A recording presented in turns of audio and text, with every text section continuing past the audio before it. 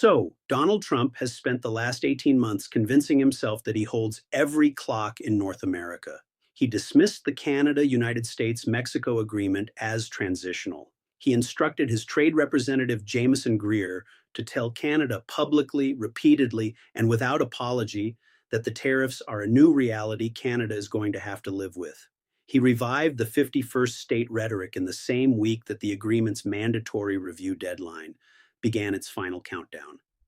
Andy allowed his administration to engage in formal renegotiation talks with Mexico while leaving Canada, the largest goods trading partner the United States has ever had, sitting in a hallway with no scheduled meetings, no formal framework, and no American offer on the table. Not a negotiating tactic designed to pressure Canada into concessions, not a strategic pause to consolidate American leverage before the final push. Not an oversight by a distracted White House that would be corrected when someone noticed. A deliberate, sustained public posture of dismissal directed at the other signatory of a trade architecture covering $1.3 trillion in annual commerce with 28 days left on the clock. Before that, architecture either locks in for 16 years, collapses into annual uncertainty, or dissolves entirely and takes with it the tariff protections shielding hundreds of billions in Canadian exports that currently flow to America at zero duty.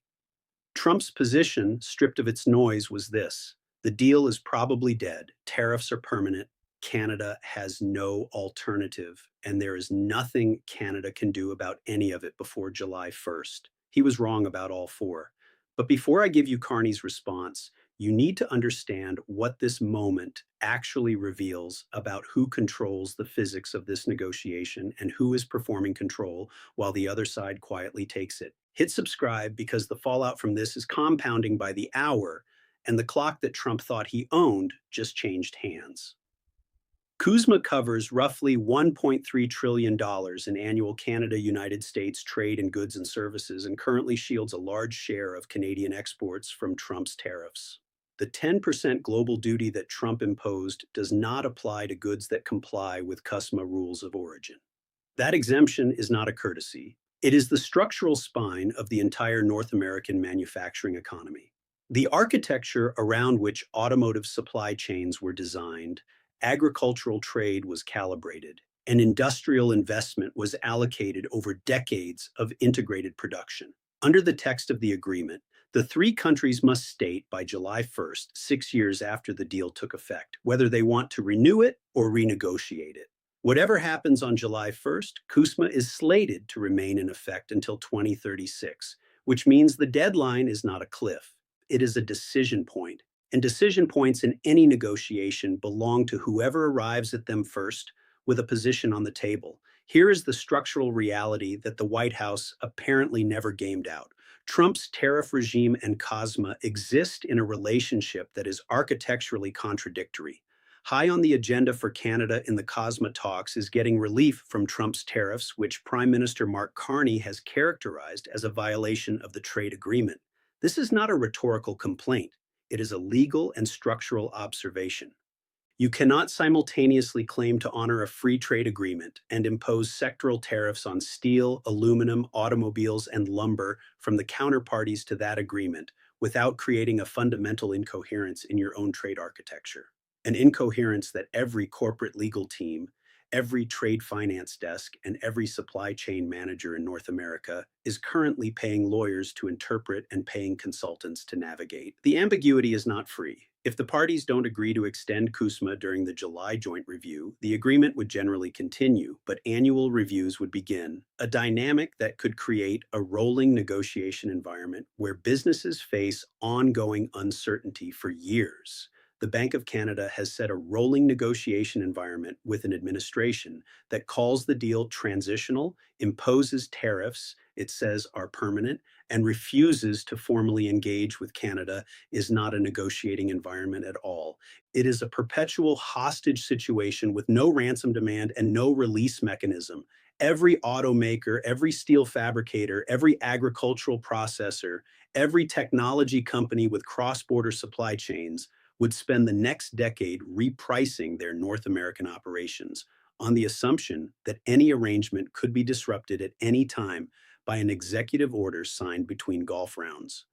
The capital would not wait. The capital would leave. And capital, as has been demonstrated across 18 months of this crisis, once redirected, does not come home because a president changed his mind.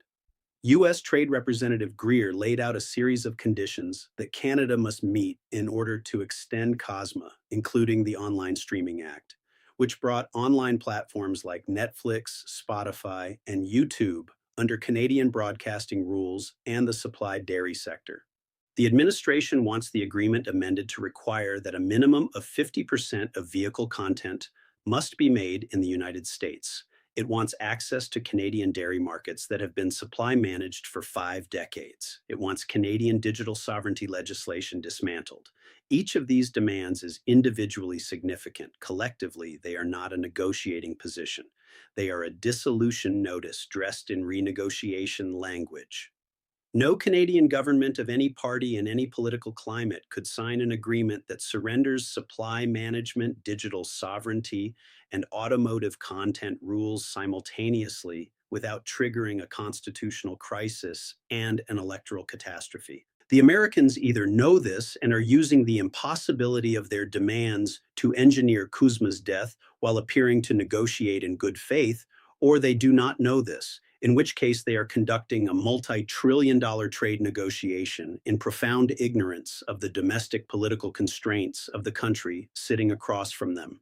Neither interpretation is reassuring. Both are devastating.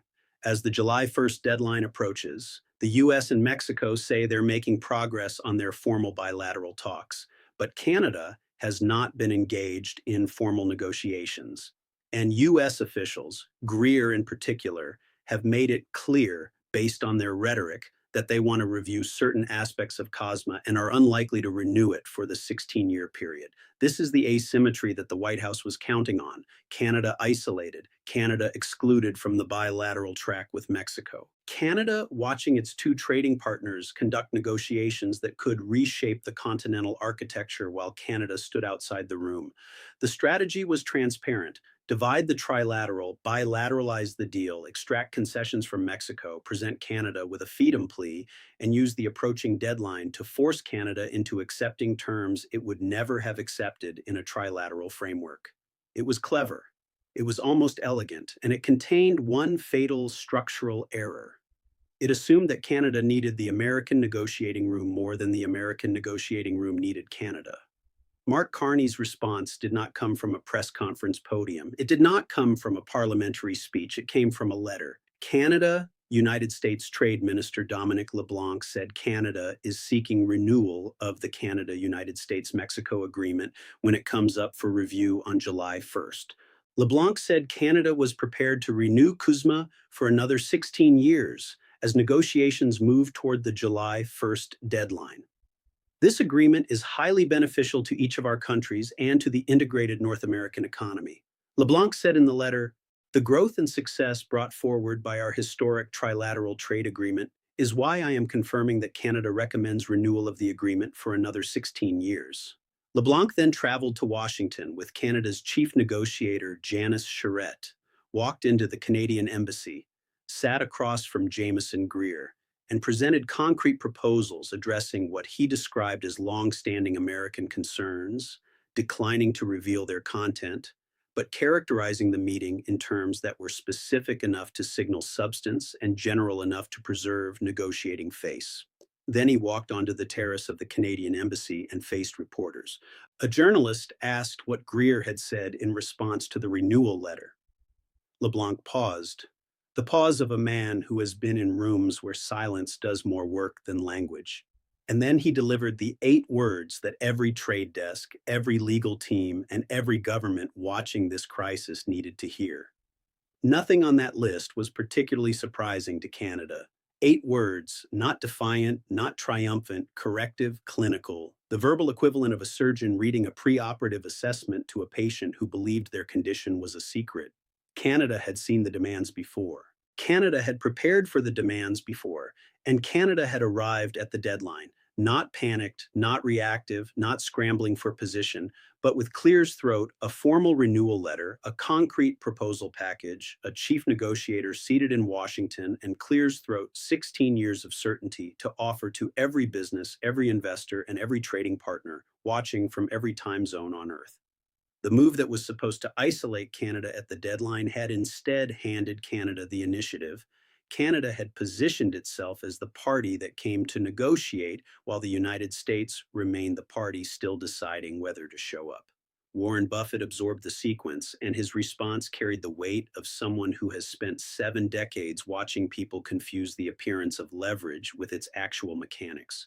He called what Canada had just executed the deadline ownership principle.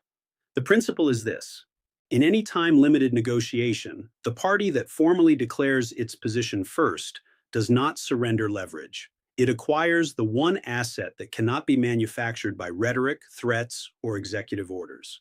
It acquires moral and procedural clarity. It becomes the party that tried, and the party that tried occupies a position that is structurally superior in every subsequent outcome, because if the deal closes, it closes on terms the first mover shaped. And if the deal collapses, the first mover walks away clean, while the party that refused to engage absorbs the blame, the reputational cost, and the global perception that it is not serious.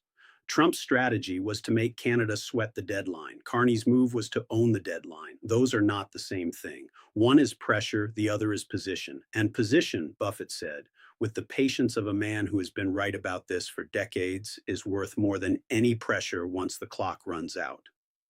Buffett went deeper into the structural mechanics with the precision that makes his analysis feel less like commentary and more like geometry. He pointed out that Canada's renewal letter accomplished something that 18 months of confrontation had been building toward. It forced a binary choice on the United States that no amount of ambiguity could defer past July 1st. The CUSMA review sets up a three-way choice for each country to make. They can renew the deal for another 16 years, withdraw from it, or signal both non-renewal and non-withdrawal, which would trigger an annual review process that could keep negotiations going for up to a decade. Canada had chosen Clear's throat. Mexico had chosen. The United States was the only party that had not chosen. And the world, every government, every central bank, every multinational supply chain manager watching from London and Tokyo and Brussels and Seoul now knew with crystal and clarity that the uncertainty in North American trade was not bilateral. It was unilateral. It was American. The tariffs were American. The refusal to formally engage was American. The ambiguity about CUSMA's future was American. Canada had removed itself from the equation by declaring its position. What remained was a simple, visible, undeniable question directed at the most powerful economy on Earth. What exactly do you want? And the silence emanating from the White House was in its own way more devastating than anything LeBlanc said at the Canadian Embassy Terrace. Buffett named a second principle that he said operates beneath the first one and amplifies it. He called it the reliability premium. He said that in any long-term commercial relationship, the party that demonstrates consistency under pressure does not merely preserve its existing value to partners, it accrues a premium on top of that value, because reliability in conditions of uncertainty is the rarest and most expensive commodity in global commerce. Every business that operates across the Canadian border, every pension fund that allocates to North American infrastructure, every sovereign wealth fund that holds positions in continental supply chains, was at the moment Canada filed its renewal letter, recalibrating its assessment of the two parties to CUSMA. One party had been consistent, clear, and procedurally serious. The other had called the deal transitional while profiting from its architecture, imposed tariffs it claimed were compatible with a free trade agreement, and engaged in negotiations with one party while excluding the other. The reliability premium Canada was building with every calm, precise, procedurally correct move was not just political capital. It was a commercial asset being priced into long-term investment decisions in real time. Once priced in, it does not come back out. You cannot reprick reliability retroactively by signing a deal after 18 months of demonstrating you cannot be trusted to honor one. The fallout was immediate, structural, and distributed across every sector that depends on the answer to a question that now had a 28-day hard deadline. American automotive manufacturers, whose supply chains crossed the Canadian border an average of 7 times per vehicle, released statements within 24 hours of Canada's renewal letter, urging the White House to engage formally and seriously before July 1st. The American Chemistry Council, representing an industry that sources over $60 billion in Canadian inputs annually, wrote to the United States Trade Representative warning that the expiration of CUSMA without renewal would trigger an estimated $42 billion increase in input costs within 18 months, as alternative sourcing was arranged at higher prices through longer supply chains. The National Association of Manufacturers warned that the rolling annual review scenario would introduce a structural uncertainty premium into every North American capital allocation decision for the foreseeable future. A premium that would drive investment decisions away from American manufacturing facilities and toward locations outside the continent where the regulatory environment was more predictable. One manufacturing industry analyst put the number attached to that uncertainty premium at approximately $230 billion in redirected or deferred capital investment over 5 years if the annual review mechanism became the default framework. The American Farm Bureau, representing an agricultural sector that exports over $28 billion of goods to Canada annually under CUSMA's zero tariff provisions, issued a statement that contained a sentence its membership had never expected to write about a Republican administration's trade policy. This uncertainty is killing our planning horizon. We need CUSMA renewed. We need it now. And we need someone in Washington who understands what happens to American farmers if it isn't. Inside the United States Senate, the arithmetic had shifted again. 12 Republican senators publicly called for immediate and substantive engagement with Canada on CUSMA renewal. 3 of them were from automotive states whose factory floors were already running cost analyses on the post-May scenario. One senator from the American Midwest gave a floor speech that was broadcast nationally and that contained a passage that captured the institutional frustration with a precision that polling data could never match. We negotiated this agreement in the first term. We called it the best trade deal ever made. We built an entire manufacturing recovery strategy around its architecture. And now, with 28 days left before it either locks in for a generation or slides into a decade of rolling uncertainty, we cannot get a clear statement from the administration on whether they want to keep it. I do not understand what we are doing. I do not think anyone in this building does. The currency markets processed Canada's renewal letter and the White House's continued silence with the unsentimental efficiency of systems that price information faster than governments can manage it. The Canadian dollar appreciated against the United States dollar for the 4th consecutive week, a movement that currency analysts attributed directly to global market confidence in Canada's procedural clarity relative to American ambiguity. American construction sector futures declined on the calculation that CUSMA uncertainty would extend and compound the steel and materials cost, increases already embedded in project budgets. Bond markets in 3 countries moved in the direction of pricing in a longer period of North American trade uncertainty than the pre-deadline consensus had assumed. The S&P 500 declined 1.9% in the 3 days following Canada's renewal letter, with the losses concentrated in sectors with the deepest Canadian supply chain exposure: automotive, energy, manufacturing, and construction. One market strategist at a major investment bank published a note that was cited by every financial desk that covers North American trade. The note read in its most important passage that Canada has now formally declared its position and the United States has not. Markets price gaps. This is a gap, and it will be priced until it closes. So here is where we stand. Donald Trump spent 18 months treating CUSMA as a card to be played rather than an architecture to be preserved. He called it transitional. His trade representative said tariffs are permanent. He engaged with Mexico while excluding Canada. He revived the 51st state threat in the same week the renewal deadline entered its final month, and he arrived at 28 days before the clock ran out with no formal position, no clears throat concrete proposal, and no public statement capable of answering the question Canada had just posed to the world. Canada, meanwhile, filed its renewal letter, traveled to Washington, presented concrete proposals, seated its chief negotiator across from the American trade representative, and delivered 8 words that completed another entry in the lexicon of this crisis. Nothing on that list was particularly surprising to Canada. Buffett named 2 principles that explain why Canada's move was a masterstroke. The deadline ownership principle. The party that declares its position first owns the moral and procedural high ground in every subsequent outcome.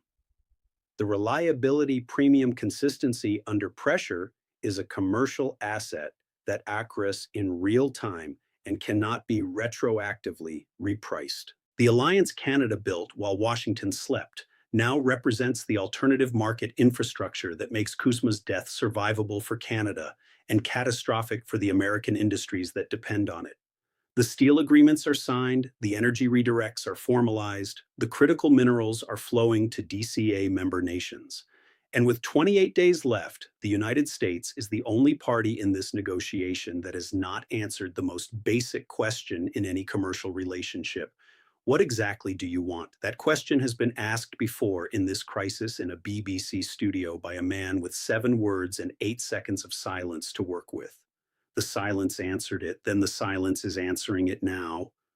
The clock is ticking, the letter is filed, the proposals are on the table, and the nation that spent 18 months telling Canada it was irreplaceable is the only one in the room that still has not decided whether to